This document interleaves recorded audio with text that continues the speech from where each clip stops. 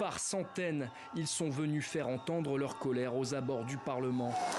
Le projet de nouvelle taxe du gouvernement kényan a mis le feu aux poudres depuis son annonce le 13 juin dernier. Face aux manifestants, la police a sorti les grands moyens, dispersion à coups de gaz lacrymogène et de canons à eau.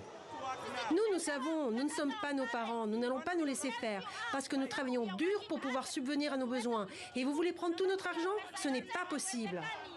Dans sa version initiale, le projet de loi inclut notamment une taxe annuelle de 2,5% sur les véhicules particuliers et une taxe de 16% sur le pain, des mesures prises par le gouvernement du président William Ruto pour retrouver des marges de manœuvre budgétaires. Le budget 2024-2025 débattu au Parlement depuis ce mardi est dénoncé par ses détracteurs comme un nouveau coup porté au pouvoir d'achat de la population, déjà affaibli par l'inflation. Vous avez entendu, ils augmentent même les taxes sur les dons.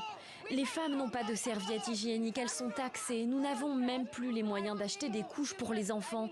Il n'y a pas de vaccin dans les hôpitaux pour les enfants. Il faut que ce gouvernement fasse quelque chose.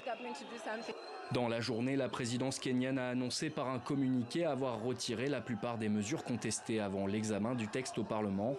Parmi elles, la taxe sur le pain et les véhicules, les paiements mobiles et les huiles végétales. Malgré l'annonce, les manifestants maintiennent la pression dans la rue. Supprimez tout.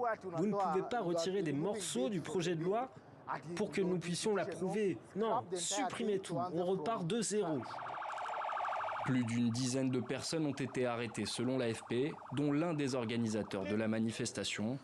Le projet de loi doit être voté avant le 30 juin.